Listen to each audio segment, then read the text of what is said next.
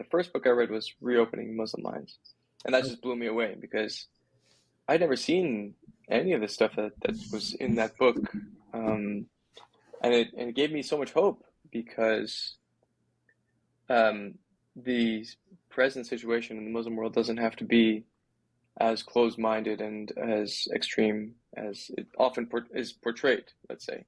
I don't want to speak for, and you can fill me in on my ignorance there, but the work that you laid out and and the theological underpinnings for what could be in the Muslim world was captivating, and it was thrilling. And then I picked up the next book, which was Islam Without Extremes. Then you start telling a little bit about your story and your father's story, and I was like, oh my God, this guy's not only courageous, but he comes from a family of courageous people. So thank you. So my fascination with you started from the intellectual and then now into the personal, because I'm super curious, like, who you are and how you got into the subjects that you spent a lot of time working on. Well, thank you, Kobe. That's great to hear from you, and I'm humbled to hear your thoughts about my work. Yeah, I mean, I believe the Muslim world can be more open-minded. I believe other worlds can be more open-minded about Islam too, and that's also another theme I discuss. I mean, Western perceptions of Islam, even Israeli perceptions. I mean, we could speak about those as well. And this is a very difficult time, of course, to speak about all this, but I think we need to. I mean, I am basically a writer, journalist / academic from Turkey.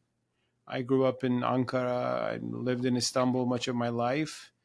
Actually, more of a journalist because I used to write. I mean, I did teach at universities. I still do, but I come from a public intellectual background, if you will. So, but I was also very involved in Turkey's Islamic circles since my high schools. I did a lot of Quranic studies from a modernist angle. I mean, to use a term that people may maybe get or get not, but what does that mean?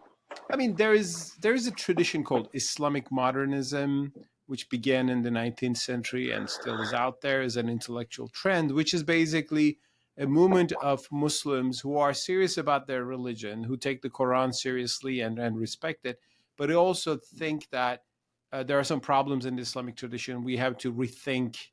We have to bring some new perspectives. We need some reform of some sort. Now, the tradition itself had some mechanism to improve itself called ijtihad, always referred to, but the modernists said, hey, look, we need bigger changes and we need, a bigger shift in our thinking. And they often admired things that they saw in the West, good things. They not everything you saw not colonialism or not Western enmity, let's say, but they admired democracy. They admired the fact that people can criticize the government freely, and that's called a freedom of speech, or the fact that people are protected by constitutions, and and they try to reconcile these modern liberal ideas with the Islamic tradition or Islamic sources. So it began in late Ottoman Empire, Arab world as well. There is a book by the great historian Albert Hourani, Arabic Thought in the Liberal Age. So he shows late 19th century thinkers in the Arab world mostly. Now, I come from the Turkish Ottoman tradition, so I know the Ottoman angle there as well. And that died out in the 20th century to some extent, I think because of political changes. In the 19th century, the West was an example, something to admire and look into. In the 20th century, the Muslim world became more defensive because of colonialism, because of Western encroachments, Russian too, I mean, I should emphasize, but and a more defensive and reactionary attitude emerged. So liberal ideas were replaced by either staunch nationalism, and there came a communist influence through the Soviet Union. And Islamism, the ideology that we call Islamism, is borrowing from these illiberal trends and mixing them with Islam and created a new ideology. But that's not so, I mean, they believe in, of course, the Islamists, I don't know, we need to reestablish Islamic states ruled by a caliph, imposing the Sharia of some sort. Again, there are shades and grades how literal or how direct they are on these things. But I share the persuasion that a Muslim can be a pious person, a good believer, but be totally at peace with a liberal democracy, and actually a liberal democracy where the government is not imposing a certain view of Islam, just allowing citizens to do their own thing and follow their own ways, is better for Muslims or for anyone else, because religion should be based on sincere persuasion and not through coercion by the government. So Yeah. there's something that you said about modernism and the sort of stream of Muslim thought that you grew up in and identified with. And you said that some of the thinking there was about reform of Muslim thought, culture, whatever you want.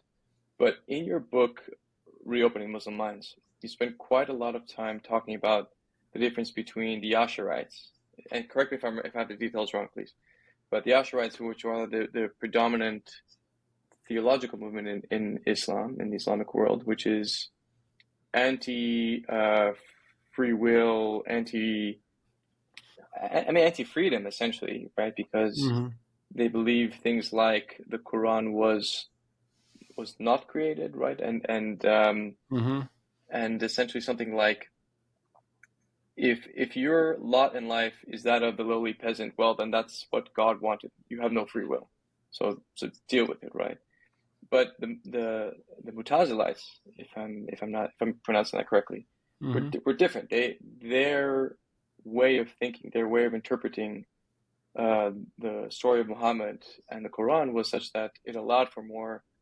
It allows for free will. It allows for reason to take hold. So I'm curious, when you say the word reform, is that really reform, or is it sort of digging into the roots of?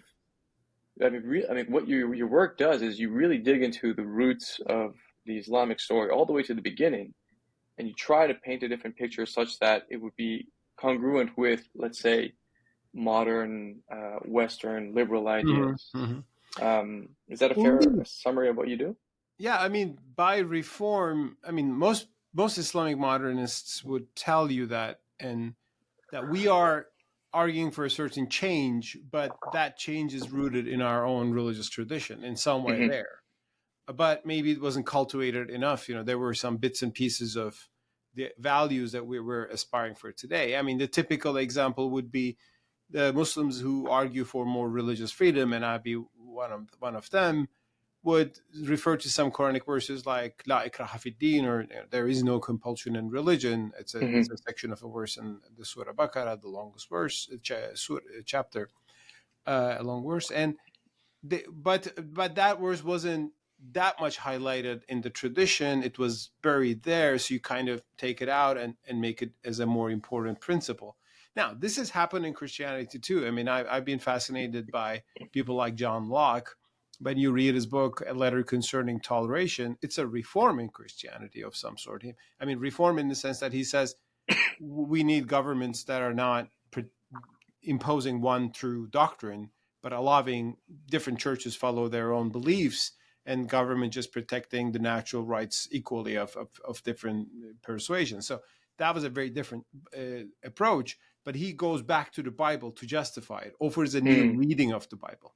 Or like, Christians, when in the modern era, they thought secular governance is a good thing, they started to go back to say, oh, Jesus said, render unto God what is God's, and render unto... Now, Christians didn't understand that for 1,000 years, for separation of church and state. But at some point they say, hey, look, there's a message here which we didn't see before. So, religious reformers, if they are claiming to find roots in the tradition, typically do that. And when we see that in Islamic modernism too.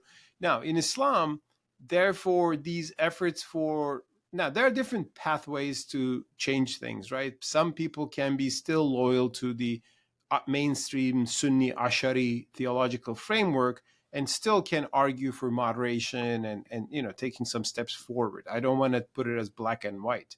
Okay. And there are people who are Asharites today, but who would be taking some good steps because there are some mechanisms for readjusting things there as well. Just for the sake of someone listening to this that hasn't had the privilege of reading your work, could you just briefly describe what the difference between Asharite and Mutazilite? Yeah, sure.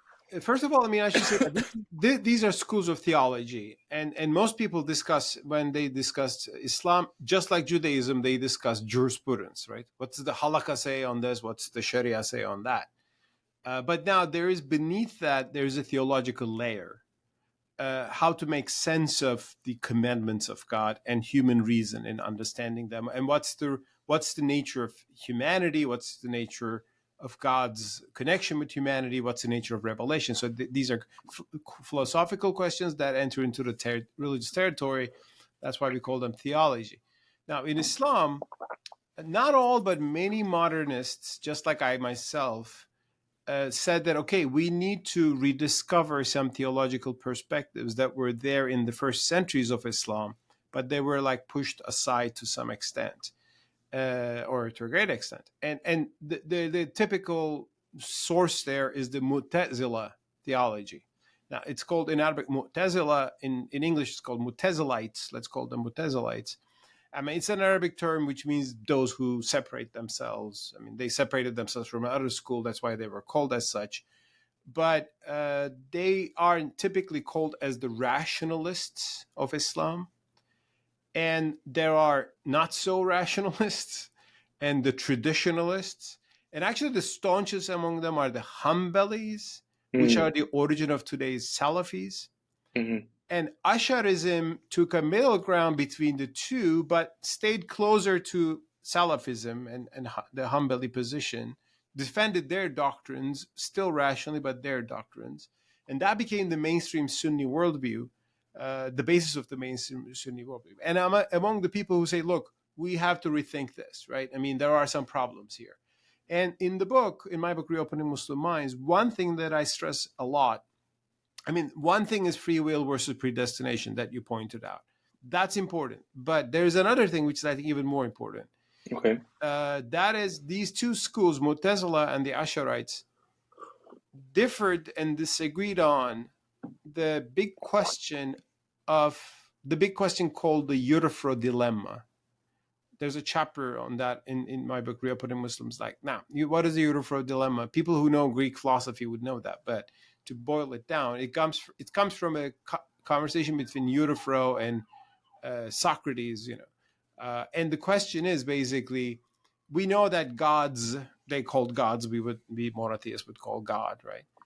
There are commandments that come from them. Do this or do not. I mean, in the Jewish tradition, there are 10 commandments, right? Do not, thou shalt not murder, thou shalt not steal. And now, but there's a question. Is God giving these commandments because these things are wrong inherently in themselves? And even without revelation, we would know that murder is wrong and theft is wrong. That is one view. Or are these things wrong simply because God said so? So if murder is wrong because God said murder is wrong. Or God said murder is wrong because murder is wrong by nature. So in other words, are religious commandments affirming moral truths that are already out there in the world, and they are there even before God spoke to us? So they could be known through people who are not religious, through conscience, through their moral reasoning, through philosophy. Or are moral truths simply based on revelation? Just revelation establishes truth, or revelation indicates truth, right? So there is this big difference. And now, this is too philosophical, but it has big implications about how you think about these things. Now, Mutazilites were the ones who defended the view that revelation indicates right and wrong. The Arabic word is husn, actually beauty and ugliness. That's how they called it, but good and bad, as we would call it in English. So they said, for example, murder is wrong, and God would not change that it's wrong. God would just remind us it's wrong. And people with just reason know it. I mean, they refer to what we call conscience today. Therefore, people without revelation could be good people too, right? I mean, they don't have the revelation, but they could be following their natural moral compass. So therefore, morality becomes a universal thing. So maybe humanity can come together and establish something like the UDHR, Universal Declaration of Human Rights, or something. I mean, the Mutazila didn't speak about that, but but their theology allows this kind of reasoning that people who are not Muslims, who, even before Islam and before religion, there is something in humanity which can figure out right and wrong. Again, not perfectly, but this is also called natural law. In Christianity has emphasized natural law a lot. Now, in Islam and Judaism, there are trends which accept natural law, but there are trends which says no, it's just scripture. Beyond scripture, there's no value. So there are trends like that. Now I discussed Judaism a little bit in my Maimonides. I like him; he's closer to the Mutazilites on this issue, but there are different trends in Judaism too. Now in Islam, the Mutazilites were these, we would call them ethical objectivists. They said things are right. Now, what difference does it make? Because they say there are moral absolutes, like murder is bad, stealing is bad, lying is wrong. So when someone says, oh, the Sharia allows this, or I have a fatwa which actually makes this justified, you could say, oh, wait, I mean, this doesn't sound right. So you can question that. Not disrespectfully, but you can raise, for example, they were skeptical of some hadiths, narrations coming from Prophet Muhammad, peace be upon him, which justify something unconscionable, right? They would say, no, I mean, we don't trust this because there must be something, because it doesn't make sense, because our conscience in itself is a source of, and it's an access to divine wisdom, not just the text of revelation. Now, the Asharites, they insisted, no, right and wrong comes from revelation. So something is bad because God said it is bad. Something is good because God said it is good. Therefore, God's will establishes everything. Therefore, if God willed something different, things would be different. We would just conform to it. So we just obey the commandment without having an additional internal compass there, right? Now, that's how the drift began, and the Asharites and Mutazilites went to different directions. Ultimately, Asharism became gradually complicated, and I admit that. I respect that. I mean, people like Ghazali brought some nuances, and later, like Fahrettin al-Razi, there are many Ashari thinkers. They're big thinkers. They did a lot of good scholarship. That's the mainstream Sunni tradition. But I think this insistence on the Sharia as the basis of moral truth, rather than the Sharia conforming to it, became a dominant way of thinking. And today, this comes across in conversations like that. Someone can justify something. This is justified by the Sharia or the Halakha. I think in Judaism, you can have similar conversations. But you say, wait. I mean, it cannot, this is unfair. I mean, can you have that sort of thing? Now, of course, if God revealed something, as we believers would say, it cannot be unfair. So, I mean, maybe our feeling is wrong. But there's something that makes it complicated. A religious command can be fair and perfectly just and the right thing in a particular context. But if you take it out and do it 1,000 years later in a very different context, it can become unfair. So and both sides of this argument can be corrupted. Like they are both liable to corruption. Like if you say that there's a universal moral order, and revelation points to that, but it is therefore up for debate whether that revelation was interpreted correctly or given to the right person or whatever. So you can then now claim the mantle of, well, my interpretation of whoever's revelation is correct or not, right? So now you could, in the wrong hands, that could go in very dangerous ways. But I'm guessing it could lead to some tyranny of my reason sort of thing. Yeah, that's why. Right. You're right about that. But on the other hand, the Asharites, if the corruption there could be, well, I'm sorry, Mustafa, but it was written, 1,200 years ago or whatever it was, and that's that. And you don't have to do any thinking, and because, well, no one has to do any thinking, and let's say the luck of the draw is that, such revelation benefits me and not anyone else, which I think there are some prominent hadiths, right, that say something of the sort that grant divine power to rulers, and then therefore this broad swath of authority over There the are hadiths masses. about that. There are hadiths, illegit hadiths. I would be skeptical about their Yeah. authenticity. I'm more skeptical about the authenticity of the larger hadith corpus compared to the mainstream Sunni approaches. Okay. I mean, I respect the Prophet and his sayings, no doubt about that, as a Muslim, but whether he really said those things or not, Right. that's a huge discussion. And there's a spectrum of people. I mean, there's a spectrum of thrust here. I tend towards a bit more skeptical side, not to trash out all hadith, as some people are saying, but like there are some hadiths that look clearly anachronistic. Right. I think in your book, Islam Without Extremes, the number of hadiths swelled to the hundreds of thousands, right? There were hundreds of thousands of reported hadiths. Ultimately, some scholars said, okay, we figured out the authentic, the Sahih ones. Right. So they created these collections. The 2 Sahih collections are 4 other important ones. So the big 6 books. Now, this is important. Now, we're speaking to another deen, but it's okay. Now, I mean, in Islam, like what bothers me are certain commandments or injunctions, in the Sharia or in fiqh, the interpretation of the Sharia, which today violates universal human rights as most people understand them, right? Or like things like, there is one clear example, apostasy issue, right?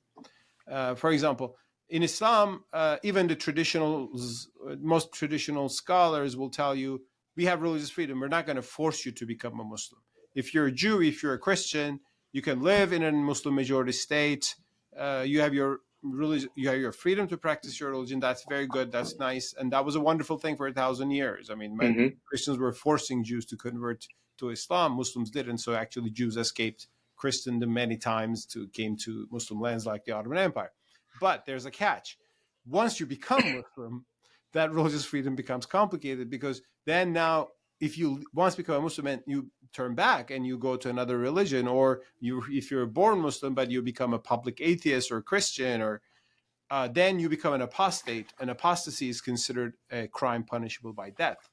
Now, this is a major issue.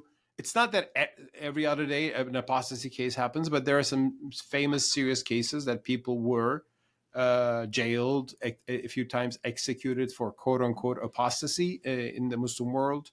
Sometimes Muslims whose views just differ from mainstream can be called apostates and targeted, and we've seen those. Wow. So this is a major problem. And where does it come from? Oh, surprise, surprise. It doesn't come from the Quran. There's nothing in the Quran which says apostasy should be punished. It comes from a hadith. A narration, according to a hadith in Sahih al-Bukhari, which is the most authoritative Sunni source of generally hadith source. And here the Prophet is reported that says, whomever changes his religion, kill him. So that is taken as the basis of this thing. So, but did the Prophet really say this? How do we know this? The chain of narrators is just one person. It's not multiple narrations. So can we doubt this? But it goes against the Quran. So there are endless questions brought in by this. And question about, so to be able to question the authenticity and the authoritativeness of the hadith literature is an important aspect here on the issue of apostasy, on the issue of blasphemy, again, which comes from hadiths, not the Quran. Stoning of adulterers, it's not in the Quran, it comes from hadith. So a lot of the controversial issues about Islam in the modern world, I should say, come from the hadith, but not the Quran. Now, this is therefore a kind of a theological, like a jurisprudential discussion, but also theology is there too, because people who will defend a traditional view will say, well, first of all, why are you bothered by this? I mean, if there's a hadith says apostasy is a crime and punished, yeah, we do it. So what's like? Are you influenced by these modern ideas of human rights and religious freedom? What does it have any basis? Like, I mean, well, maybe these ideas have a basis rationally in themselves. Then you have to also have the theological perspective of being able to judge tradition by something not outside of that tradition. right? And that's a kind of a universal morality. And people can say, well, I don't care what UDHR says or Geneva Conventions on War or other things like that.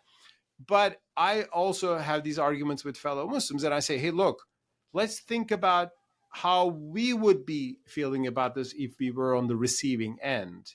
Imagine if Christians were killing apostates from Christianity into Islam.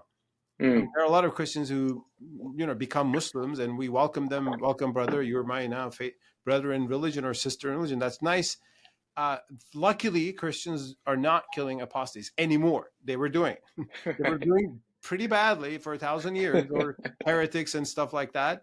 Yeah. Thanks to John Locke and I don't know, many other Christian thinkers we can name, Pierre Bayle or Roger Williams, who defended religious freedom within Christian societies back then a few centuries ago.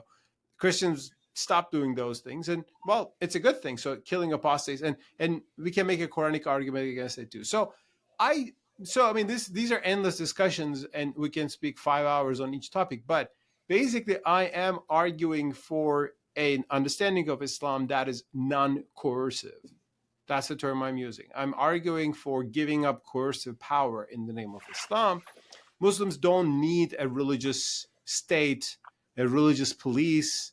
If a Muslim lady wants to wear a headscarf, a hijab, I'm all for it. I would defend her rights to do that. In Europe too, in France, where they are also illiberal in their secularism. But we don't need the Iranian regime or the Taliban regime to come and dictate them that's they're going to do. It should be the individual's decision, individual Muslim's decision. It could be as pious as you want. It could be not pious, and states they should not be coerced against their will. So that's the general framework I'm defending. To be able to defend this, you have to open a big discussion on both theology and jurisprudence. And much of my writing is about this in Reopening Muslim Minds and why, as a Muslim, I defend liberty in Islam Without Extremes. Also, though, I look into Islam's relations with the other two major Abrahamic religions, that's Judaism and Christianity. Therefore, I have writings on those as well. And the Islamic Jesus and Islamic Moses books are about those. So I want to get to that. Because I think that's super, super important as well. But you could be forgiven if you were listening to this and you're dropped into a room and you're listening to the two of us talk that this is some dry academic or intellectual conversation that has no practical grounding. But that's really, my sense is that's really, really not the case. I mean, you yourself, when you went to Malaysia and you wrote this in your book, you were stopped by some religious beliefs because of what you wrote. Now, I mean, that's absurd on many, many levels. But it's like, I'm assuming that the folks who stopped you never questioned their orders.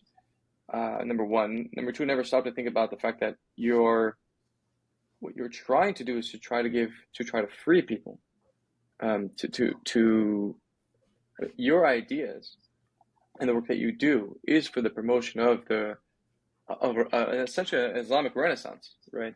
And that only comes when you give people the freedom to question and think and behave such as they will, of course, within the bounds of the law and in a spiritually grounded ethical structure. But still, and I can't help but notice or think or feel that the tension between the West and Islam, and certainly, of course, the Muslim world and parts of the Muslim world and Israel, is somehow linked to the fact that so much of the Islamic world is still in this sort of theological cage where they don't have free will and they don't have the right to question the tradition in which they were raised in.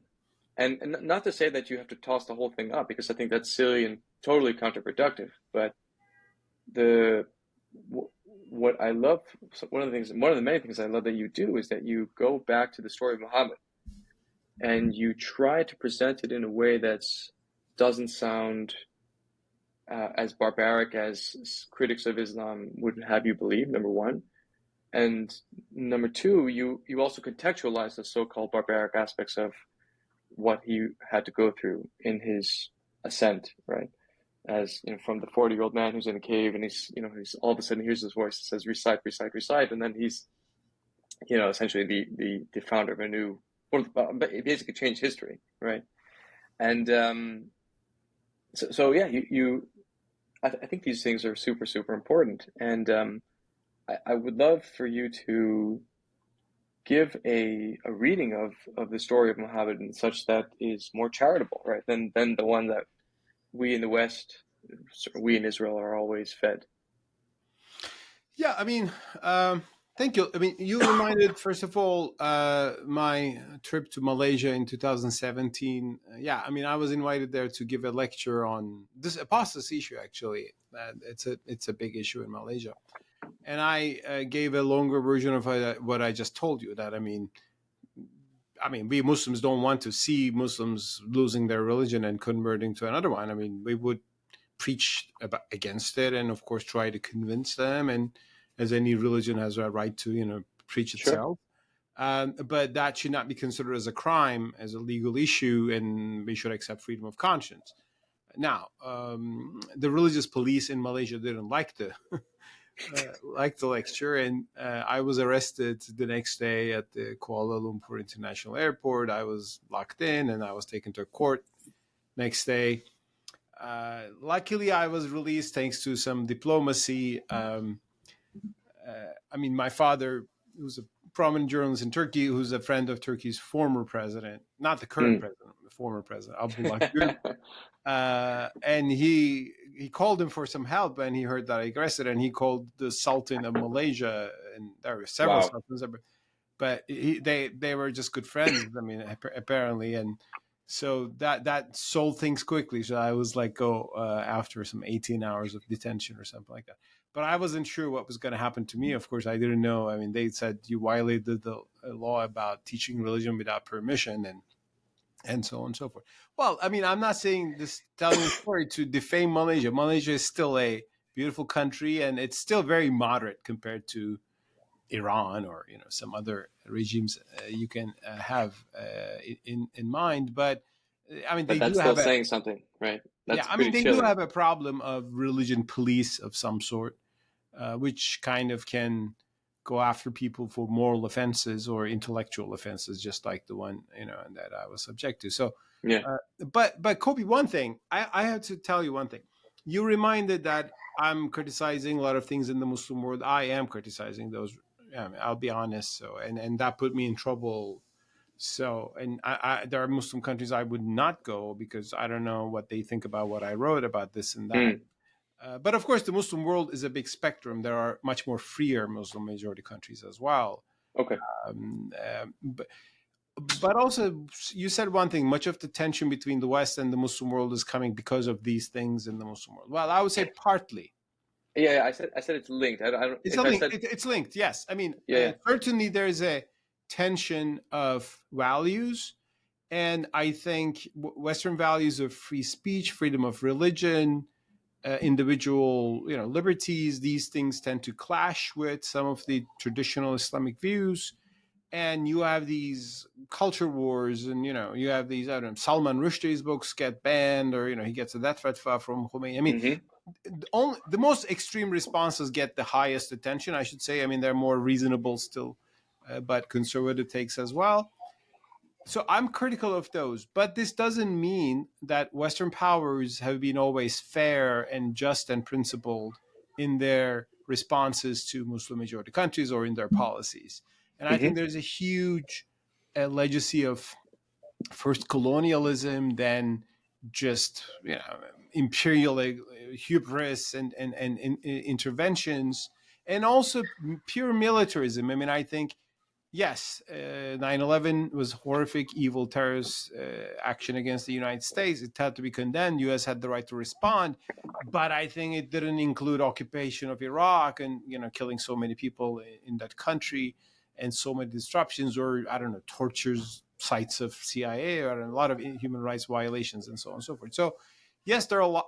As a Muslim myself, who's criticizing a lot of things in the Muslim world, and I believe in values that are typically promoted by Western governments, in particular the US, about religious freedom, freedom of expression, human rights, democracy. I also think those governments very much in many times have failed or acted hypocritically on those values. They preferred their interests to really upholding those values. So there are a million things to criticize there as well. My work Sure. is mainly more about issues within Islam, but I do not lose the sight that, I mean, if you're going to find one culprit for all the troubles in the world, it's not just, there's no one culprit. Sure. There are culprits No, in the Muslim world, there are culprits in the West, there are culprits in the East, there are culprits in Russia or India, you name it. So I don't let want me. people to look at these problems in the Muslim world that I do criticize and to say, oh, you see, Islam is bad, and yeah, we have to keep bombing. I mean, no, you should not do it, and that is your crime if you do that, and I'll be So against you if you do that. I agree with you. Perhaps I should just refine the point that I was trying to make. So the link between the tension in the West and the captivity of the Muslim theological and intellectual sphere is as follows. So when I was I did a master's degree, and I read I think it's called Milestones, read by Sayyid Qutb. Yeah, Sayyid Qutb. Yeah, horrible book. Really, just terrible writer. But very influential, right? And I think which book of his you saying? The Milestones, I think it's called the seminal book. Oh yeah, Milestones. Yeah. Sure, I read it Terrible. when I was 20 or something. Yeah, it was like, yeah, my God, so repetitive. Anyway, he writes about how some of his time. So in case anyone who has no idea what this is about, Sayyid Qutb was basically the intellectual forefather of the Muslim Brotherhood, right? He was an Egyptian thinker. I think he was killed, right? He was assassinated by the Egyptian he authorities. was executed. He was in jail for a long time. He was also Yeah, tortured in jail, and he got more yeah, radical over time, in particular due to the Egyptian regime and its right. And so, oppression. and so Vicious cycle. he basically advocated for a return to pre-modern Islamic way of life, and part of his evolution was he spent some time, I think it was Colorado, Yeah, and he went to church. and he writes that he went to a dance, and this so offended him that there were men and women dancing together, and he felt this sort of revulsion of, wayward, lax Western ideals. Right now, this is crazy, right? But I think it is. Even if it's anecdotally so, I think it is instrumental in the sense that when you are imprisoned, right? If you don't have much room to maneuver in terms of how you think and how you view the world, because you're ensconced in this theological. I keep using the word cage, so I hope you'll forgive me, but you cannot move as fast as the ones who are freer by definition, right? Because they can innovate, they can make mistakes, they can make leaps, and that's essentially what happens. And so you have this incredibly rich and powerful civilization, which is Islam, with this amazing history and like this beautiful architecture all over the world, and it's just a tremendous amount of influence around the world, and yet they're stagnating in relative to the West, and part of that is this lack of freedom, right? To innovate and to explore and to do whatever it is that's going on in the West. And so I think that's part of the, as you say, right? A link, not the whole story, of course. So I think that it does have those theological roots that you outline in your books. Yeah, I mean, one thing. I mean, Western modernity was a new thing in world history, and all other civilizations felt, outdone by that, or like outperformed by that. I mean, in the sense that when Industrial Revolution came and later technological and everything, the West was ahead of everyone, right? I mean, Yeah. China, Japan, and Russia, and Latin America, and all that. And how do these other civilizations catch up or do not is a complicated story in each of them, right? I mean, Russia went the communist way and terrible Soviet experience. China did too. They're still communist politically, but at least economically they came to their senses and accepted a free market system, which made them much wealthier, of course. And of course, there are countries like Japan or Korea, which did pretty well, I mean, accepting Western models of political and economic, I think, freedom, while retaining their cultures. But it's not an easy thing to just look at another civilization who's very successful and who sometimes can be threatening too, right? It's successful and you like its success, but also maybe it's condescending, maybe it's threatening. So it's not an easy way. So it's a challenge to make a sense of this, to get what you should really get, to what you should preserve. So that's also not I mean, for Jews too, I think the Haskalah, the Enlightenment, should you become like the Westerners? Should you keep the old dress codes and close communities? I mean, so Jews, I think in the modern era gave different responses. Some became the Maskilim, the Enlightenment, others became ultra-Orthodox. So there's a whole spectrum. Of course, Jews being a minority, a small community, didn't have a big civilizational tension there as Islam did or other civilizations did. So how to make a sense of this modernity thing is not an easy answer. And I think in the Muslim world, we've seen extremes. I mean, I think we've seen also Westernizing extremes too. Like the typical example is in my country, Turkey. Turkey's founder, Ataturk, who's generally respected in the West. You know, he was a Westernizer. He brought modernity to Turkey and all that. I mean, that's partly true and okay, but he went too far and sometimes bizarre. I mean, just he has this ridiculous hat reform in 1925. He outlawed the Ottoman fez and imposed bylaw on state officials to wear the brimmed hat. I mean, just you tell. I mean, he removed the Arabic alphabet, did he? Yeah, he removed the Arabic alphabet and brought the Latin alphabet, and that's which is crazy. Which is the opposite of what Israel did, right? I mean, Israel revived the Hebrew language, whereas, I mean, in Turkey, so if you're a traditional Muslim, you see all this, and like, do you love this modernity? Maybe not. I mean, somebody's calling me and insulting all my culture, religion, and language. Exactly. So, in Iran, the Shah did the same thing. The father Shah, especially. Reza Shah. He actually banned the headscarf on the streets of Iran in 1930. Oh, wow. So that is illiberal modernity, and I'm critical of that. I'm in favor of liberal modernity, liberalism, which would mean a limited government, free markets, individual freedom, and of course some changes in society, but gradually. And I would wish they focus on economic progress. They would focus on science and technology and education, and society finds its way, and society will modernize in different means. But they focus on how to make people, and I see the same trend in, I don't know, French feminists who want to take headscarf off from, Muslim women. Well, don't do that. Well, you need to give them education and let them come get education, whatever they are. And so there are those many problems here as well. If you need to take a break, there was a kid. No, it's fine. It's fine. Yeah. I agree with you that, I mean, as on the individual level, that can be so disorienting and frustrating. Like, imagine if someone just said to you, "Oh, yeah, Mustafa, you can no longer use the Latin alphabet. You have to now use the Chinese one, and you're not using dollars anymore, but you're going to use yen, and you're not using the capital." You just completely uproot someone, and they have to start from scratch in 5 different directions. You're going to want to return to some kind of a safety. I'll give you one thing. I'll say you one thing. You're in Israel today, right? I think I'm in Amsterdam. Sorry? In Amsterdam. Amsterdam. Okay, I thought you were in Israel. Okay. I have big criticisms towards Israel these days in the way the Gaza war is conducted. I mean, I condemn October 7th for sure, but I think the reaction is too destructive. But I'm not going to get into that right now. I'll tell you one more thing. Leave that aside. Leave the Palestinians and their suffering for a second aside. The history of Israel, to me, is actually interesting.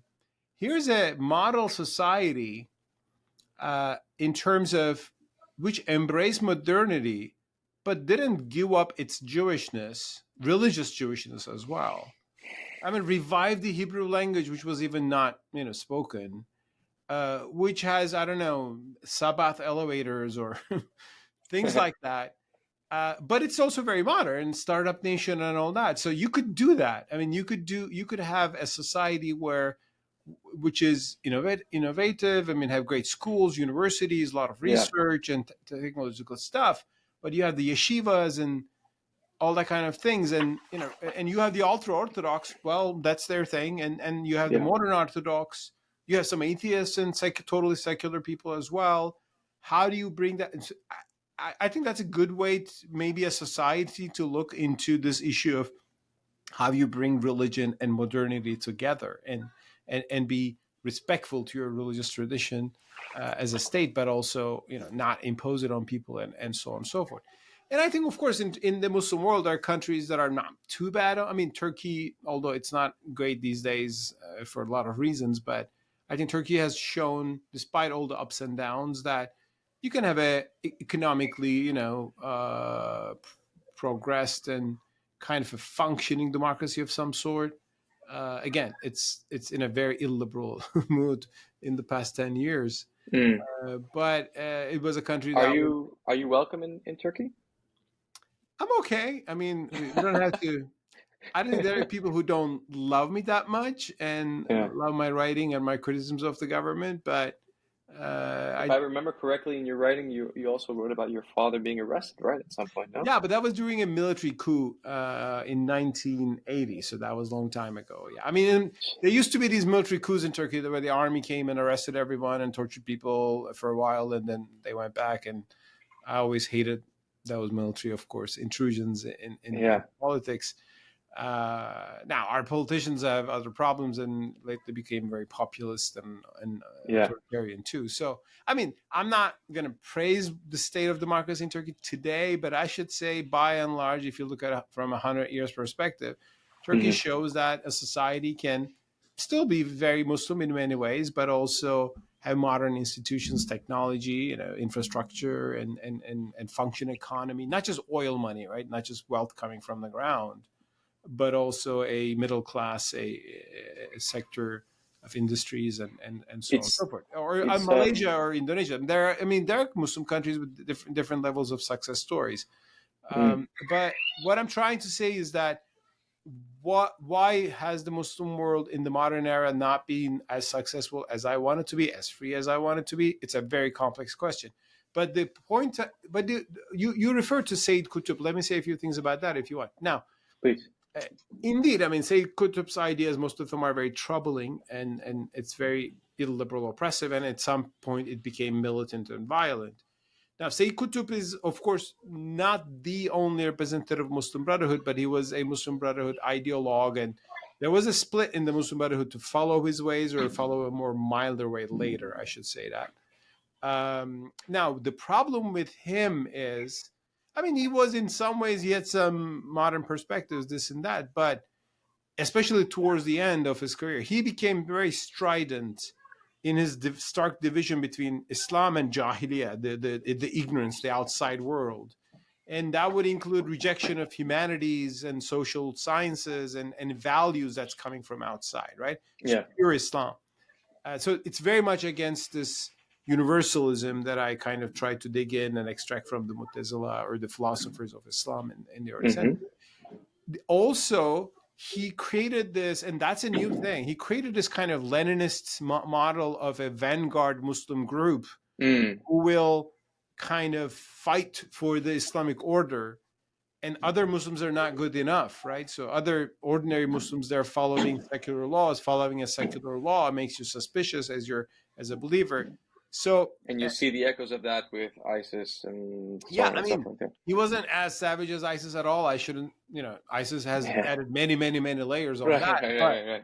Right. He wasn't savage. I mean, he was just an ideologue, but his ideas, yes, combined with certain elements. So there's this trend called Tekfiri Salafi jihadism, right? It's just very extreme interpretation of Sunni Islam combined with the Sayyid Qutb's tendency to throw takfir or excommunication on other Muslims based on their behavior. Yeah, I'm with you. So yeah, I mean, Qutb in that sense left behind a militant legacy, which created problems, and I think that is still out there. it's in the idea that Islam is also a system, a political system that you will bring to power, to glory, and that system will then reshape the world, right? I mean, Sayyid Mm. Qutb built that, Mevdudi in Pakistan built that.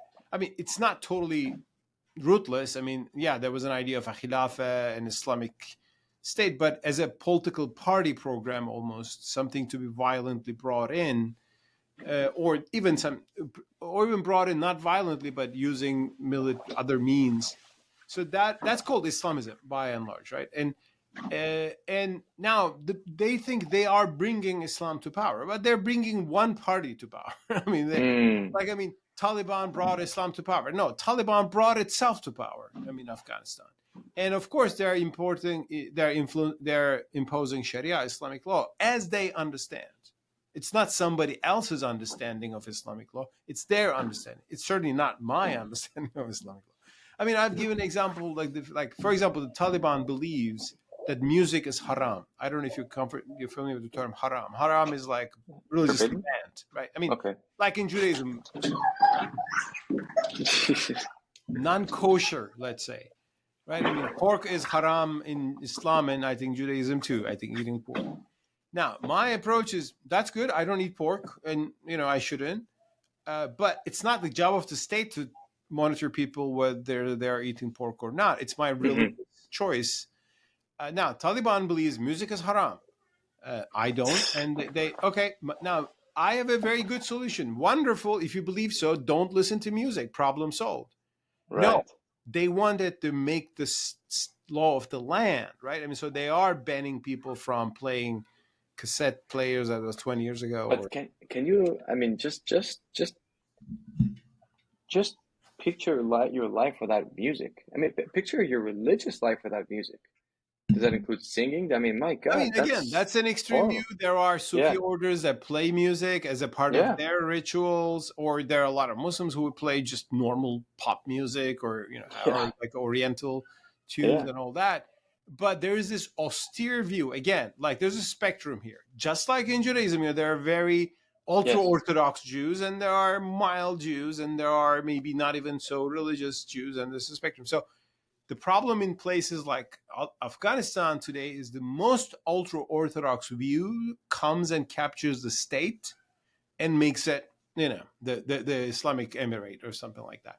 So that's why I think separation of religion and state is a good principle for Muslims themselves, so they practice Islam in the way that they believe it, not as dictated by one group that chooses. And the problem with the Sayyid Qutb ideology is that it ultimately leads to that formula of one group capturing its state, making an Islamic state, and ultimately whoever disagrees becomes a victim of that state. Yeah. And would But I you don't think say that Islam itself requires that or benefits from that. would you say that the worldview, the vision for the world that Muhammad held, let's say when he died, is more in line with your thinking or more in line with, say, a Sayyid Qutb or a Taliban or any one of these sort of extreme? Prophet Muhammad's worldview? Yes.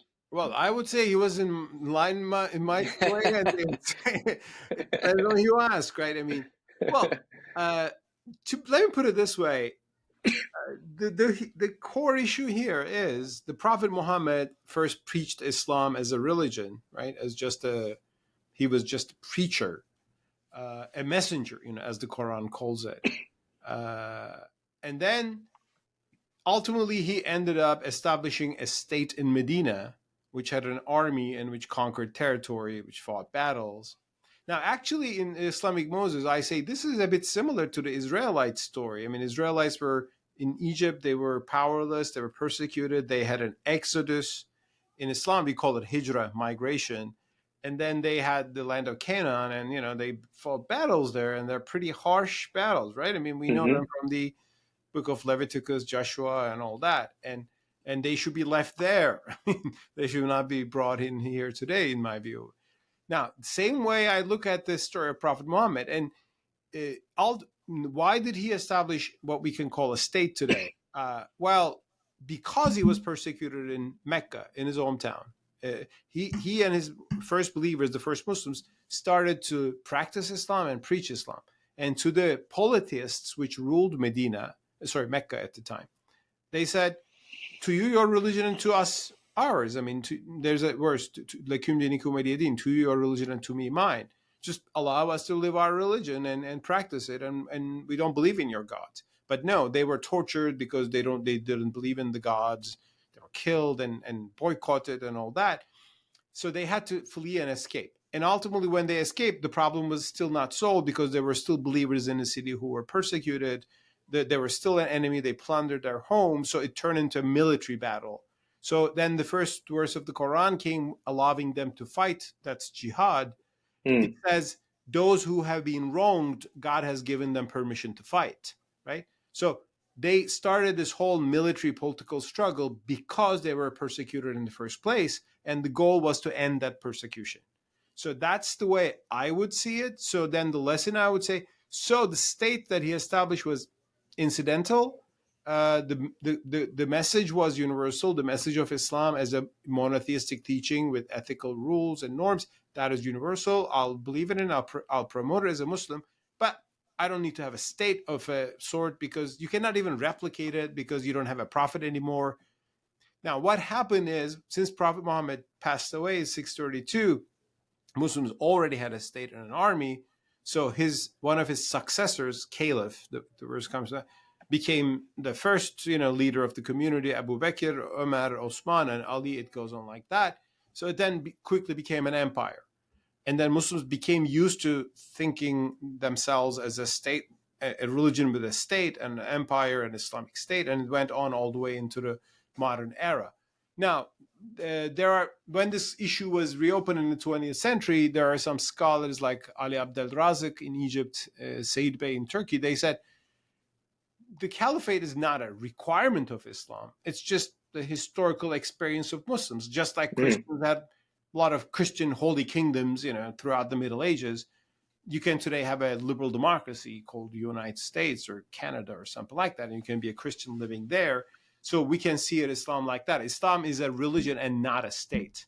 That's actually the formula that Ali Abdel Razak was pushing. Now, Sayyid Qutb would disagree with that, and they would say, no, Islam is religion and a state. So the state model.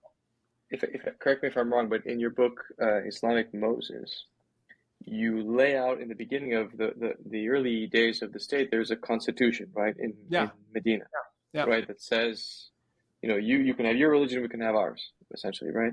Yeah.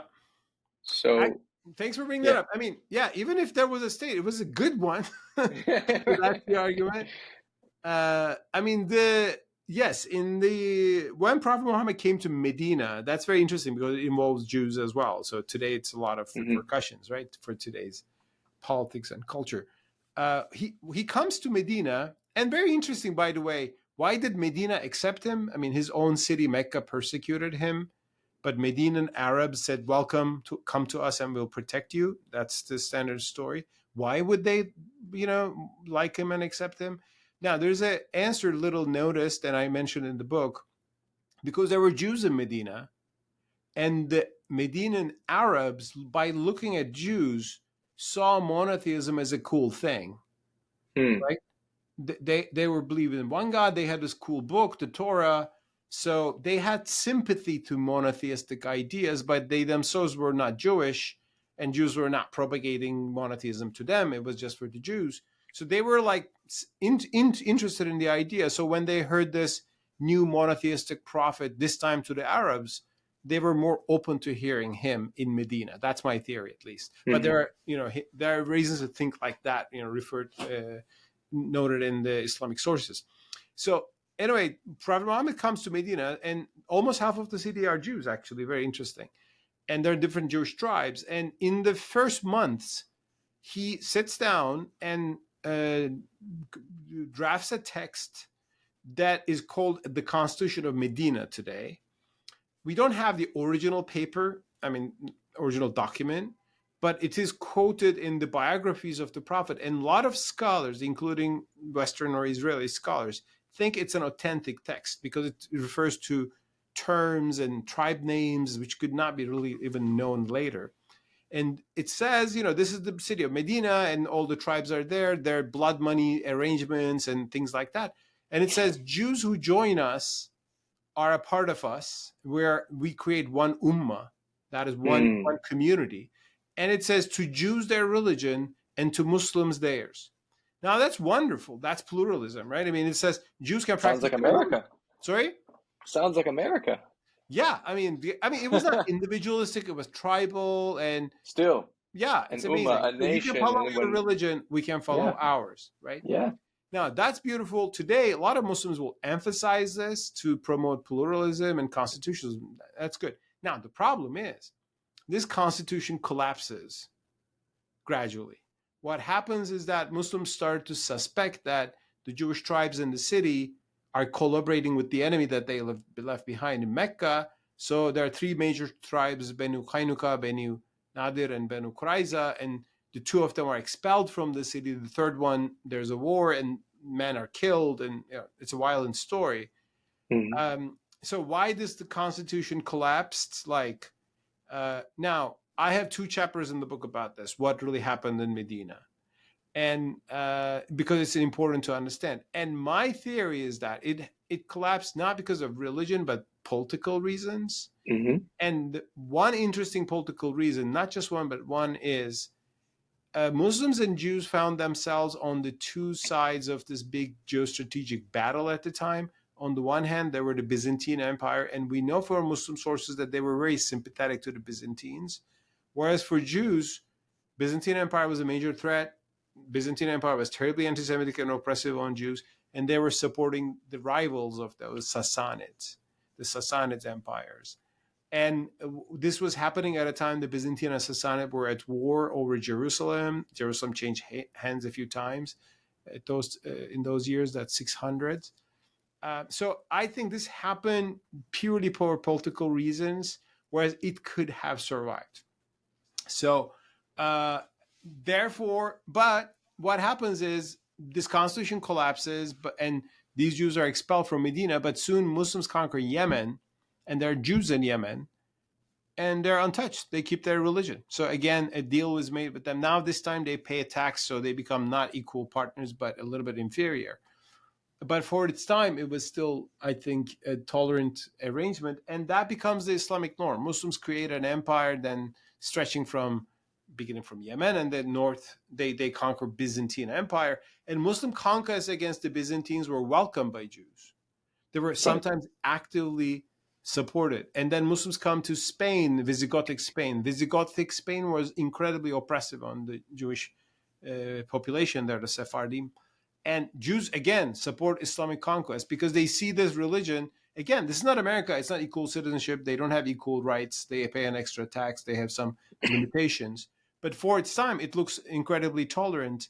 And Islam created this big empire in a century, and Jews preferred it to the alternative that they know, which was mostly Christendom. And Sassanids were not too bad, but Sassanids were replaced by Islam as well.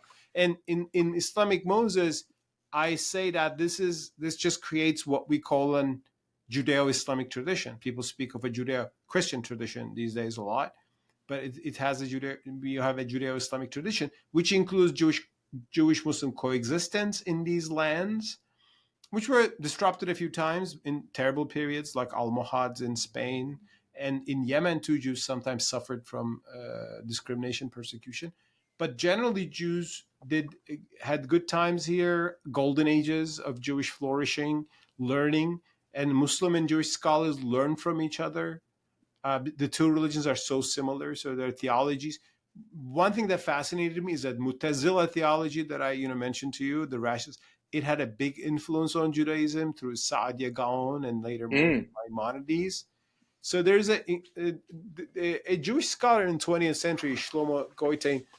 He called this a creative symbiosis between Islam and Judaism in the Middle Ages.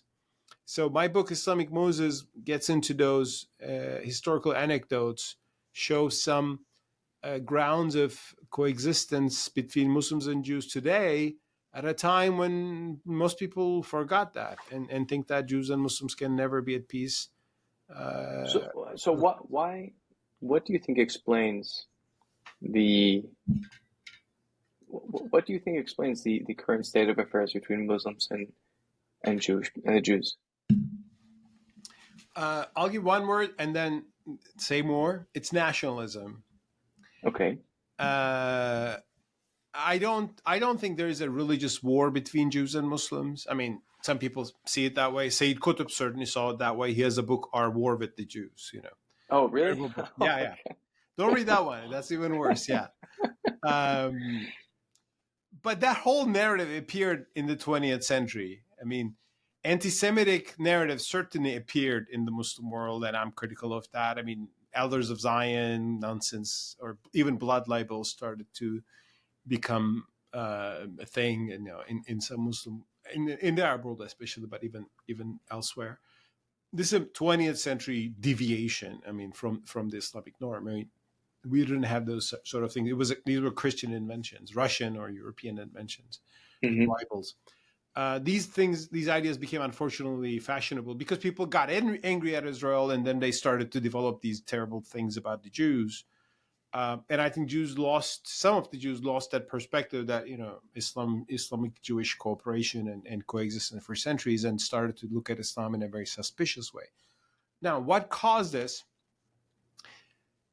The Ottoman Empire collapsed. I mean, first of all, the Ottoman Empire was not bad for Jews, and a lot of Jewish historians agree for that. I mean, the Ottomans saved Sephardim when they escaped from Spain during the time of Columbus, and some Ashkenazi communities came to the Ottoman Empire again when they were persecuted in Europe. Basically, the Ottoman Empire collapsed by World War I, and of course, Jews who suffered heavily in Europe and Russia, not in the Muslim world, but in Europe and Russia, they created this movement called Zionism.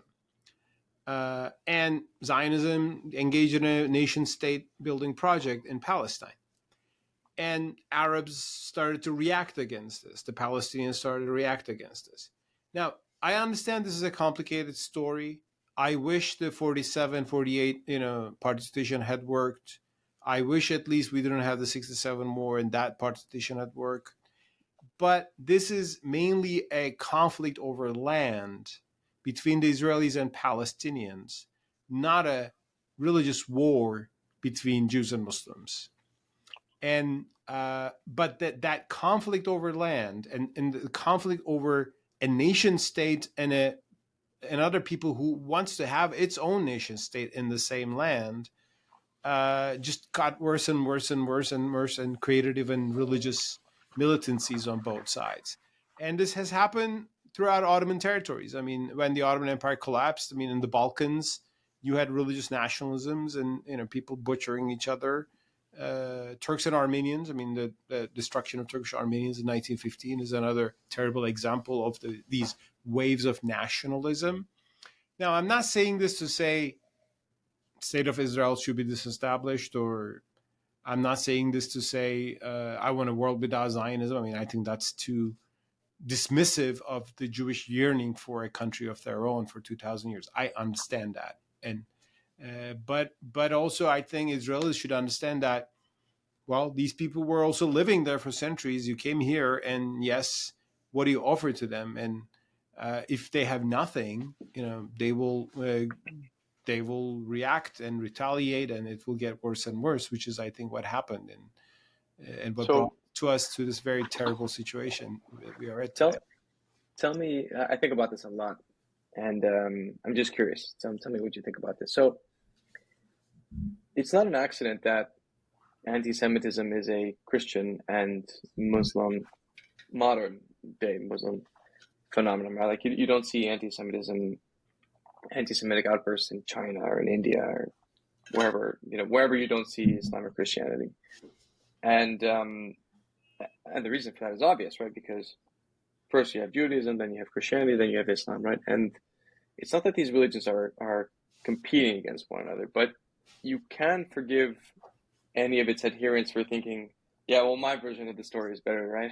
My interpretation of God's will is better than yours. Now, I don't buy that, but I'm just saying, like, that can happen, right? You do find people in all three religions who think that theirs is superior, their version of events is superior than the other two. And a religion is basically like, there's the moral order, and then there's religion, and the religion just tries to map itself as closely as possible to the truth, how to best act in the world. And so when your religious group is doing great, that is confirmation that that your story, your religion, is at one with that moral order. But when things are not going so great, and another group is doing better, you can be forgiven also for being a bit confused. Like, hey, we're the true adherents of God, but the other guys are doing better than us. They're richer, or they're not dying in a bubonic plague or whatever it is, and that doesn't make any sense. Like, why would God favor them if they're one true believers? And then then you can easily see how this devolves into conspiracy thinking, where they don't have a pact with God, they have a pact with Satan, right? They're only doing well because they're drinking the blood of our children, or whatever kind of crazy thing that you can come up with, because it can't be your own fault. You're the true believer, right? God chose you. You're the one who's following the true path. It must be their fault. They must be doing something terrible. And so, in that sense, these conspiracy theories, the protocols of the Elders of Zion, whatever you want, all the sort of anti-Semitic nonsense that people propagate and believe, starts to make sense. And for the longest time, when Islamic civilization was at its peak, there was no need for this, right? The society justified itself in material terms, but also obviously, or by definition, theological terms. God is favoring us. We're the strong power.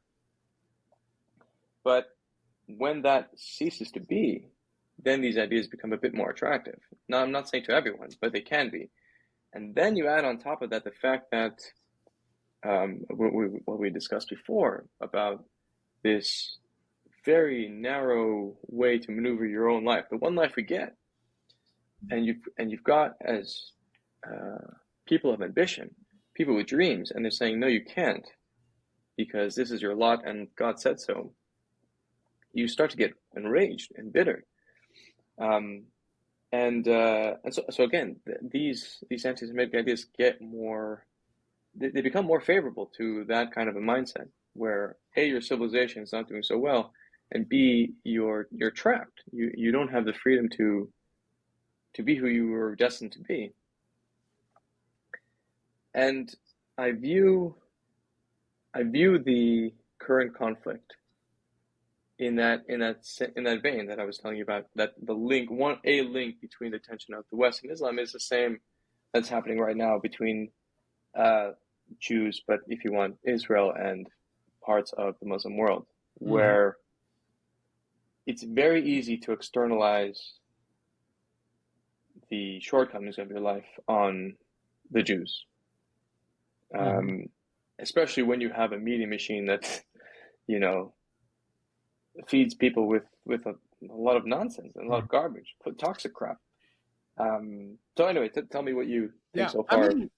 I partly agree with you in the sense that people, when they have failures, easily find scapegoats. Somebody's doing this to us, and Jews have become the easiest scapegoat for a lot of societies, unfortunately, both in Europe, and that led to all the horrors of Nazism and other evils, and in the Muslim world too.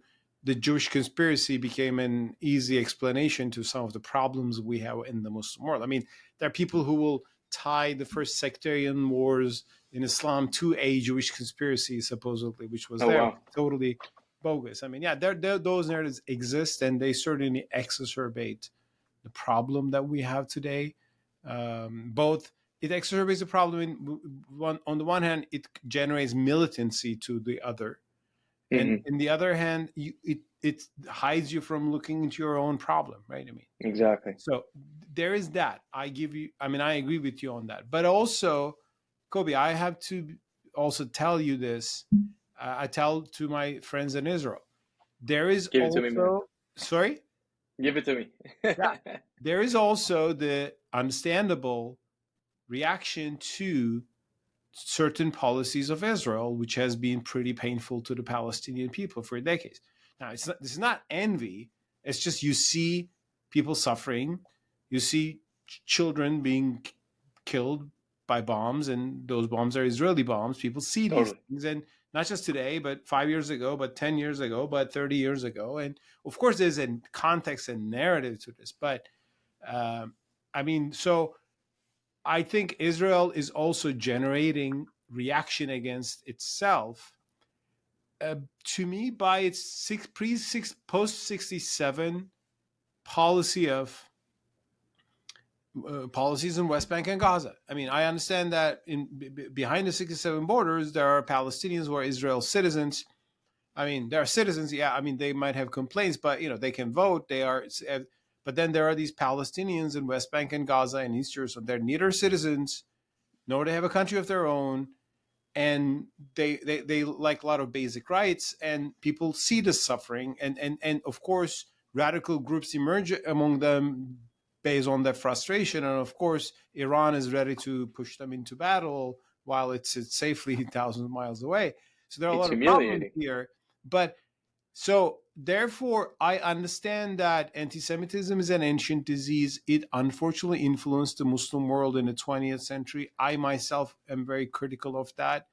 But also, besides all that, I think Israelis should see that when you have such a hawkish military machine that is causing so much pain to a civilian population, it will make people angry. And I mean, So I how think do like you? in terms of just like, for example, this is also just like America. I mean, is there Americanism in the Muslim world? You bet, right? But not all across the Muslim world. I mean, go to Kosovo, you will find a very pro-American nation. The most pro-American nation on earth may be Kosovo, which is a Muslim majority Albanian country. They love America, right? I mean, why do they love it? Because American foreign policy has been very helpful to them. Right. America saved them from Serbian aggression, genocidal Serbian aggression that also targeted Bosnians. The people of my wife is from Bosnia. I know that Mm. territory very well, geography very well. So in the Balkans, generally, you will find Muslims sympathetic. So, I mean, they see America as powerful. They're not envious and hateful. They're happy that Hmm. America is generally taking American foreign policy, not perfect, but often being helpful to. Right. Or Uyghur Muslims love America typically because China is persecuting them, and as America Mm. is the country that speaks out against that. But if you come to the Middle East, there is little sympathy for America because American foreign policy, a lot of people will think, did not help them. So I think Israelis are right to complain and criticize about anti-Semitic tropes, cliches, which has influenced and clouded Muslim thinking. But I think every country should be also, I think, more mature if it sees that it is also sometimes generating some of the backlash that it is creating. And I'm saying this as someone who said this to my people, the Turks. I mean, why do these Kurdish PKK hate us? Well, maybe we did something to them, right? I mean, I've been making this Yeah. argument for decades in Turkey, and you can solve this problem, Turkey's Kurdish problem, especially in terms of terrorism, PKK. There is no military solution to this problem. You should have a political solution. You should Mm. talk to these people that we call terrorists, as bad as they may be. Now, I know this has been failed. I know this is the Israeli-Palestinian problem is even more difficult and more complicated. But I think the solution begins by when we at each side look at our side and says, have we made this worse somehow?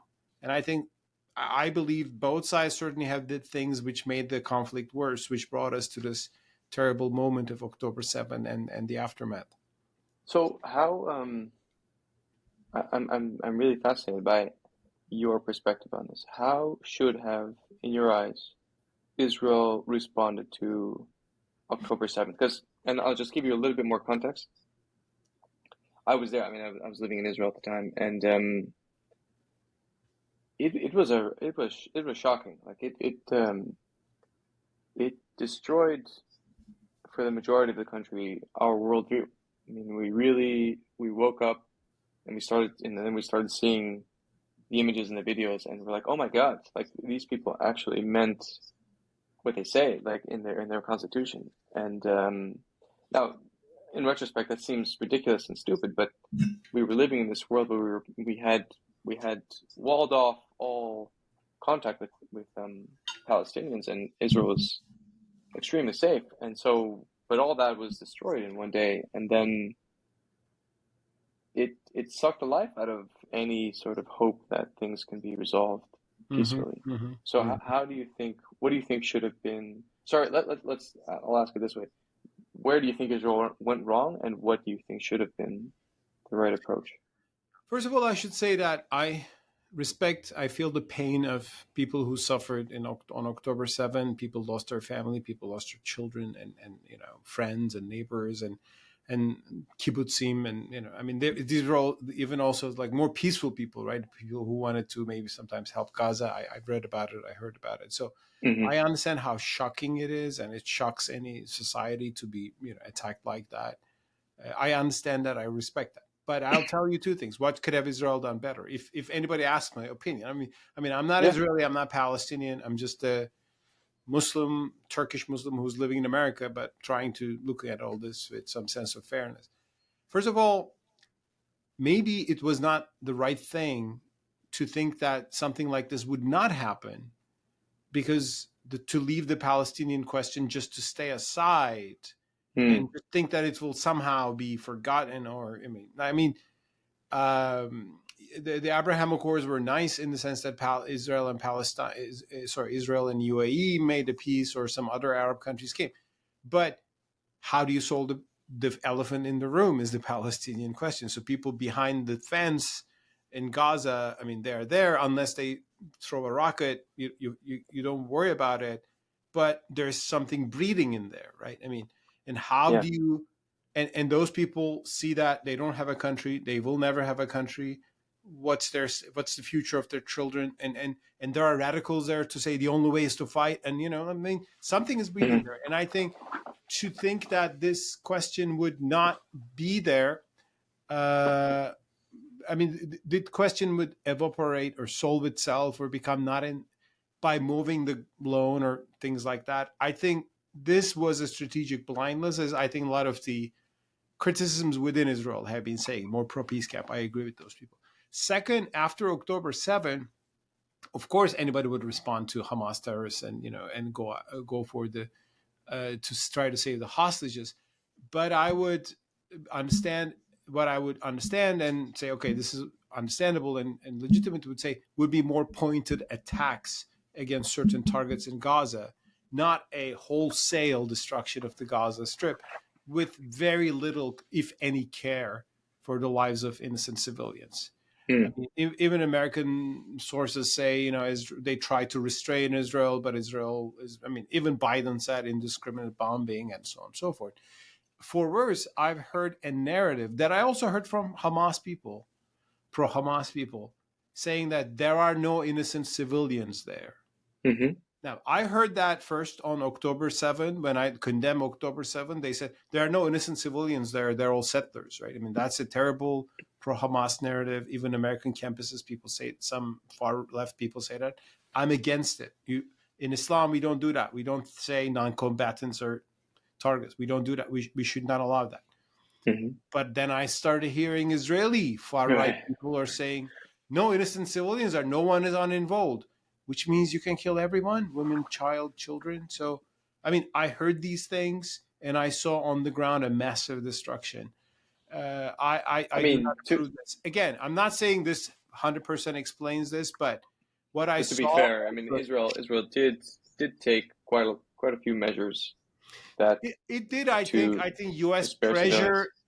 pressure sometimes helped things, but a lot of people agree that Israel could have done a much better job about caring innocent civilian life, and I agree with those people. Again, this is an endless question, but that's my impression. And I'm not a military expert weighing all these things, but based on what I've read and seen, this is my impression. Ultimately, Kobe, let me put it this way: I'm sad and I'm heartbroken about more than 1,000 people who were killed or captured on October 7th.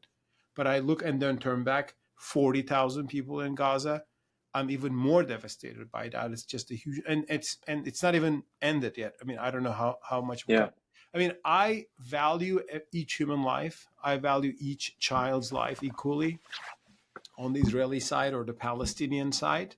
And I think in crises like this, people only see their pain and Yeah. value their side. I understand that, but as someone who's trying to be a fair observer and an advocate of peace here, I think we should begin by saying, from the river to the sea, each child should be safe and free, right? That's my concern.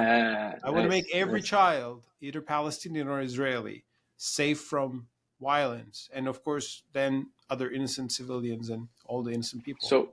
So two questions. One is the logical conclusion of Hamas is essentially Nazism, genocide of the Jews. So, I mean, what do you do with such an enemy? Number one, and number two, and this is something that I really, really struggle with as someone who is, I don't know what you would call me, but I suppose religious is something approximating about what I am, and someone who values human life more than anything, really more than anything. And I think human life is the like, as soon as you're alive, you've already won. The odds of you being the odds against you being alive are astronomical. So the fact that you've made it, it's already a gift, right? So the whole point, the whole game is to repay the gift that you were given. But I don't know what I'm supposed to think about people who steal from poor people and callously and purposefully sacrifice those poor people to, a war machine next by, right? In other words, you have Hamas leadership that robs money from the poor, whether by overtaxing them or just stealing aid money, and then they build all the tunnels on top of all the civilian infrastructure to goad the Israelis into attacking that, because there's no other way, right? Like they're in the civilian population, and they don't care. Like that's kind of the point. So that kind of a person, and again, this is not a blanket statement on Palestinians. I'm really talking about specific people here who make these decisions.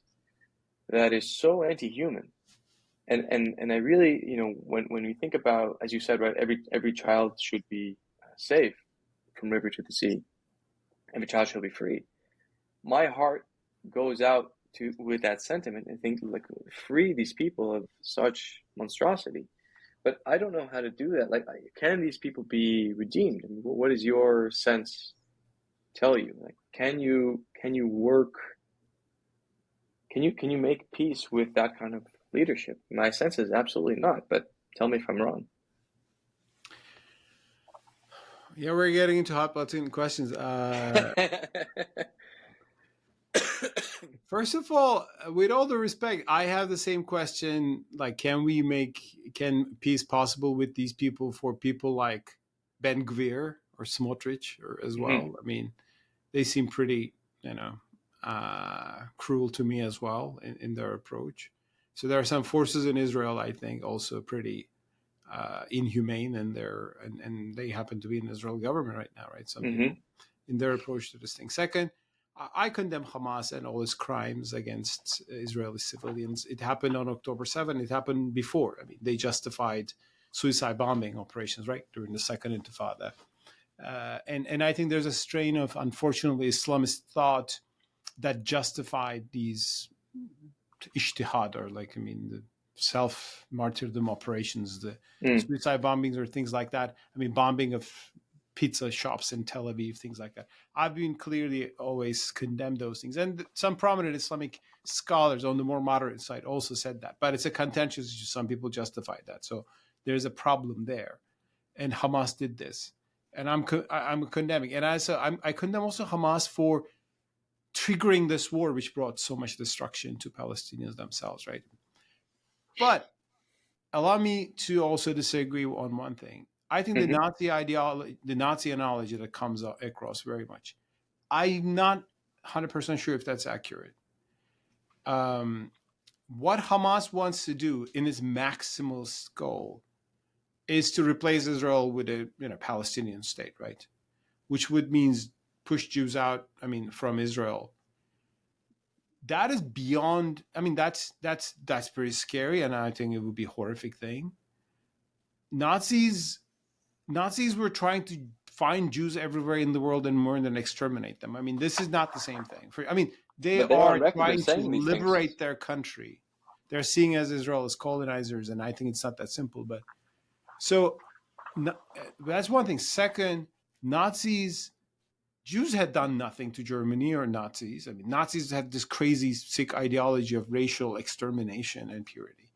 Hamas is coming out of the Palestinian suffering and desperation. So, I think Jews used to say that Holocaust and Nazis are an exceptional evil in the world. I agree with that. I think we have not seen anything like Nazism, probably in human history, and the Holocaust, like a technologically advanced society trying to find every Jewish person in the world, to go wherever they are, to bring them here I think that's an exceptional evil. I would think Hamas is more like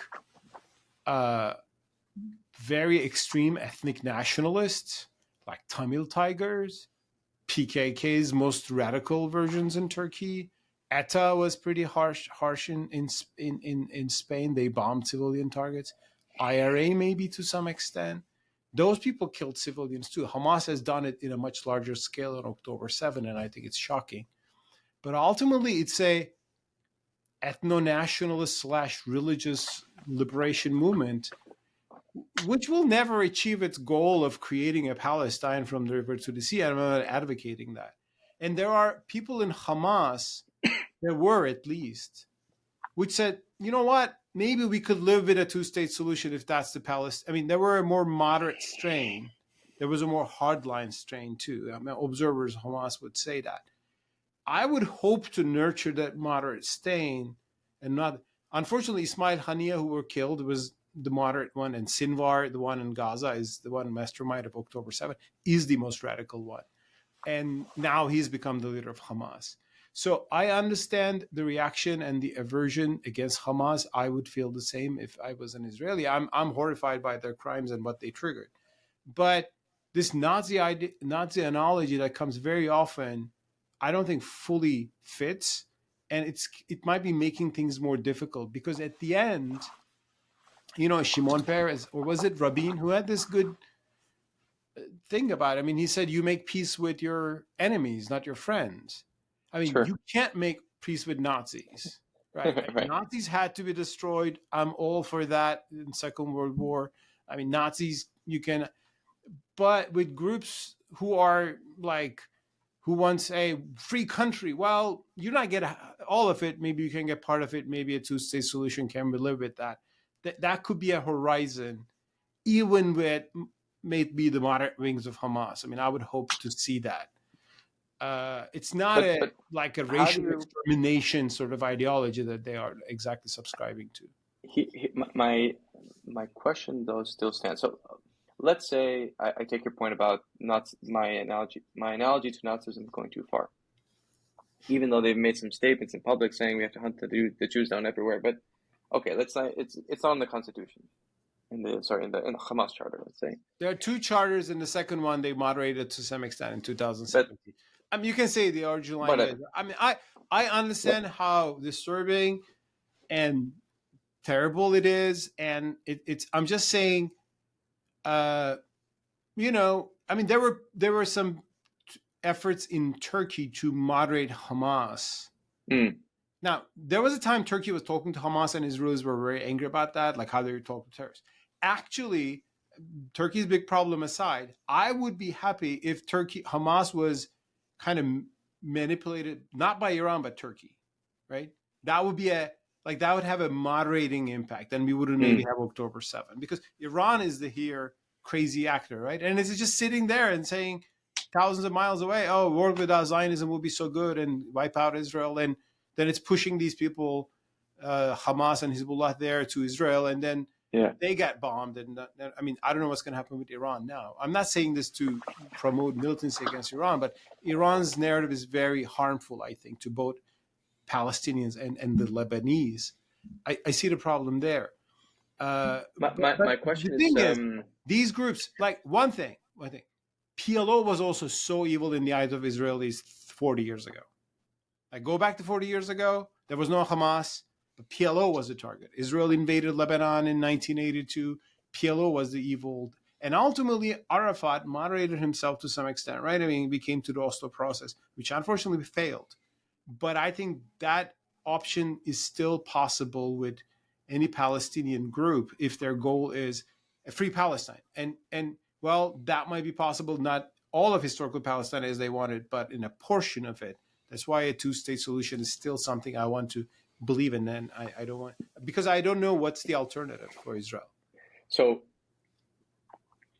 we share the same end game, I think. That, look, what else are we going to do, right? We're out of options here. All the other options are horrible. I'm genuinely curious, though, what you think on theological grounds. What do you do with? I try to put myself in the shoes of a Sinwar or a Haniya or any one of these guys who can look at themselves in the mirror and think, I represent a lot of people, but I put a gun essentially to their head saying, you cannot criticize me while I steal all your money and build a military tunnel I mean, network their underneath you. oppression within Gaza on the Palestinian people? Yeah. Forget about the Jews. I'm talking about their relationship with Palestinians. And I'm thinking, Yeah, I mean, what kind of mind can produce this kind of stuff and live with themselves and continue to perpetuate it, excuse me. And so if I'm on the other side, if I'm an Israeli or if I'm an American or if I'm a European, how do I handle such a mind? I mean, it's not like they can just turn this off. Like, they have to have this on, this programming all the time. They can't just all of a sudden be a nice guy and say, oh yeah, today I'm actually going to rob a little bit less or give money to that doesn't work. I mean, yes, of course, one big problem with Hamas is, the biggest one is probably what they do against Israel and the civilians there, but also the kind of regime they establish in Gaza, right? I mean, I see that. Yes. The totalitarian regime in Gaza. Now, again, these movements tend to do that. I know PKK in Turkey. Mm-hmm. And you can say PKK has not done anything as huge as October 7, but they bombed downtown Ankara and Istanbul a few times. And PKK also killed Kurdish traders. I mean, these movements, when they claim this national liberation, then they don't tolerate treason, which is moderation in that side, right? So it happens, unfortunately, and not to justify it, but that's why Hamas should be condemned and criticized. But it should not be demonized in the sense that there's no way and destruction till the end and destruction. Then who is Hamas? Like the guy who was teaching at a school that they opened, is that Hamas? I mean, they had a civilian side too. They maybe everybody didn't even know what would happen in October 7. Like Hezbollah in Lebanon. I mean, Hezbollah has a military branch. There are people who, they have institutions. There are people more civilian people. Ultimately, these are radical groups with a radical, disturbing ideology. They deserve military responses when they commit terrorism, but there might not be a military solution. And seeking a military solution will be so destructive on the innocent civilians there and will only bring more hatred against Israel. I mean, do not forget that, I mean, Hamas, all those young Palestinians who joined Hamas became these wild-eyed attackers on October 7. I heard from Hamas sources that most of them, their families were killed in Operation Cast Lead or something. I mean, that makes sense. I know from Turkey. I mean, Turkey went after PKK many times, and they burned villages to finish off the terrorists. And guess what? The child who's born in that village grows up with that story, and who says, when he's 15 years old, he wants to take revenge of his nephew who was killed and tortured, and so on and so forth. So that's why, I mean, these groups are terrible in their ideology, and the context is partly responsible for that, and the ideological narratives are responsible for that. But seeing this as a purely military problem to be solved by military means, which the current government in Israel seems to do to mean these days, that is a road to endless, right? Yeah. You finish this generation, then more will be coming, right? I mean, there will Yeah. be a Hamas 2.0 somewhere. That's why we should, I think, believe in still a political solution. And you can say, with these guys, not. But again, Palestinians can say, with those guys, not. Right? Sure. But I mean, in the light of all this darkness, I heard about a new two-state solution by Ehud Olmert and a former Palestinian diplomat. I mean, I don't know whether it will work or not. But when the dust settles and Israelis, say, we suffered a lot, but we gave all this, and what do we do with this? I mean, I would ask Israelis themselves, like, what is your solution to Israel? Forever war, forever massive deterrence, which would also inevitably bring more and more violence, or can we still hope for peace? Not peace because you're in love with the people who did this and that, not because they would be in love with you too. You know, the example I give is one thing. I mean, I said my wife is from Bosnia. I know the Yugoslavian context to some extent. I myself have been a follower of I was an observer of the Yugoslav civil war. Actually, it was worse than even what's happening today in between Israel and Palestine. I mean, in 1992, 1995, Serbian aggression on Bosnia led to over 200,000 people dead. There were 50,000 Bosnian Muslim women systematically raped by Serbian ultranationalists.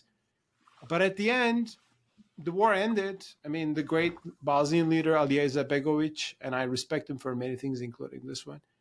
It wasn't the best thing the Bosnians could get, but he accepted a peace solution, the Dayton Agreement. And today, Bosnians still are not very fond of course, the Serbian nationalists, but they're on the other side of the mountain, and there is not peace, and everybody is focused on raising their families, and you don't know. Still, you're not in love with those people who do these things to you, and maybe they have their memories of theirs.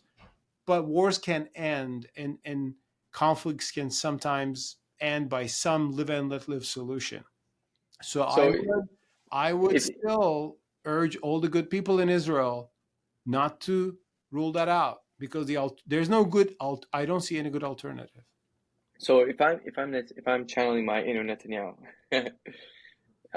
I would say something like this: Mustafa, you're absolutely correct. I agree with you wholeheartedly. But what do you want me to do? I cannot make a political solution with a people whose narrative doesn't allow it, number one. And so I have to think a bit more forcefully. And so I say, okay, what is the fuel for this ideology? And some of it is humiliation and rage, but another is frankly money.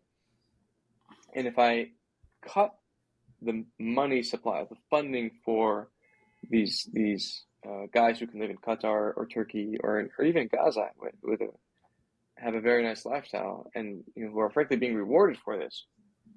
So I make peace with the Saudis, I decapitate the Iranians, I make peace with the Gulf states, and then I start closing in on this Palestinian antipathy, right, to Israeli existence. I start taking away all the oxygen from this movement, so that they can finally push them into a corner and say, okay, guys, we're not going anywhere, you're not going anywhere. Let's sit down, let's hammer out all the issues. Let's finally have the talk that we should have had 100 years ago, or whatever it was, right?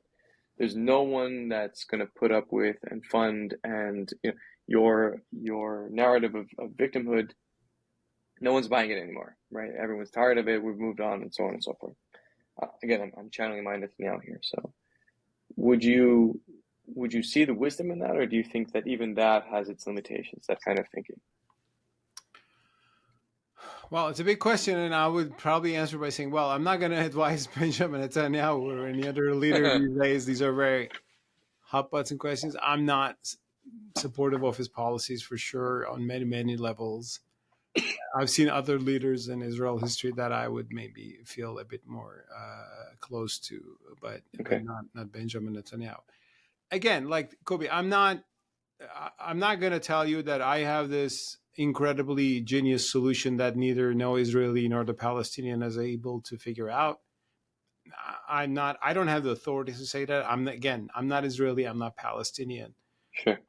But as an observer of world affairs, including this one, with a sense of Muslimness and also Ottomanness and also as a believer in really human values of peace and coexistence, I believe even the worst conflict may come to an end and Yes. people can come to a live and let live solution. We're not there, obviously, but the more you rule out that option, the more things will get worse, I think, for both sides. And I hope that from the river to the sea, both Israelis and Palestinians will be free, and every child will be safe. That's my goal for this region.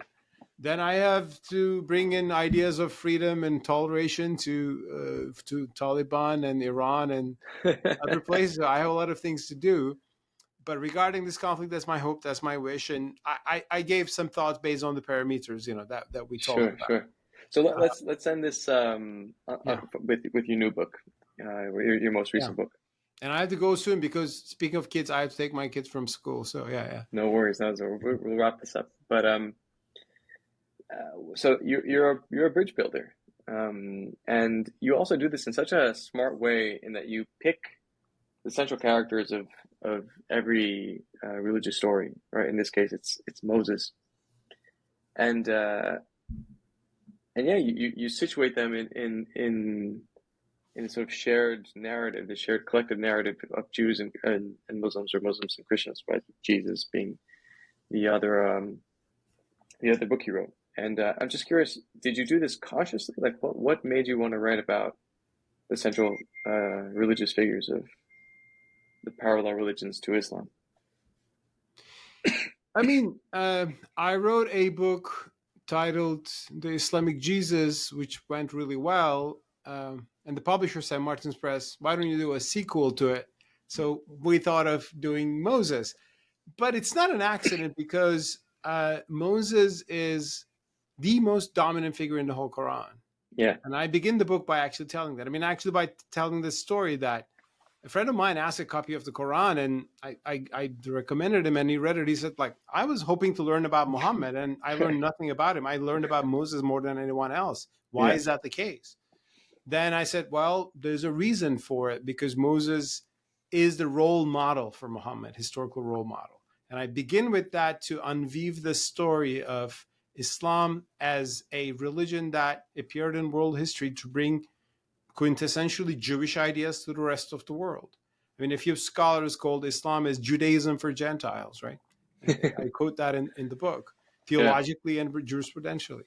So I look at the Jewish story with a lot of sympathy as a Muslim, saying that, well, they were before us. We came after them, and, but they were just keeping it to themselves. We said, hey, you know what? This is now for everyone. Monotheism for everyone. So I have that religious sympathy and affinity, I think, to Judaism, to Christianity too. But, Christians did their own thing, and a different theology, so there's difference there, more difference between Christianity and Islam than I think Islam and Judaism. And so the book tells that story. And at the end, I address the Israeli conflict at this final epilogue called The Darkest Hour. I just wanted to remind people that it's not that Jews and Muslims have been immortal, eternal enemies, as some people wrongly think. Sayyid Qutb argued about that. Totally nonsense. And some people, I think, maybe in Israel might be thinking that way these days. No, I mean, we were pretty good for centuries. Yes, it was not America. It was not equal citizenship, but Jews appreciated Islamic lands like the Ottoman Empire more than anywhere else. And Muslims should appreciate their contributions. I also note that in the book. So that's the spirit of the book, the Islamic Moses, at the end of which I said a few things about the conflict of today, which is not too different from what I told you. I mean, I still want to keep a hope for peace. And I don't know. I hope Muslims who read my book will see more reasons to be sympathetic to Judaism, and Jews who read my book will be reminding of themselves of some reasons to be more sympathetic to Islam. Well, honestly, I can't recommend your work enough, and anyone that asks, I really do, because Thank you. it's truly wonderful, and that's really opened my mind, and I thank you, really. I thank you for your work, and let me know next time you write a book, and I'll be one of the first to buy it again. Great. Thanks so much. It's a pleasure to talk, Kopi, and Yes, yeah, thanks for calling all the way from Amsterdam, and beautiful city. Hope to meet in person someday too. definitely. Let's do it. Okay, great. Take care, Mustafa. Be Thanks. well. Take care too.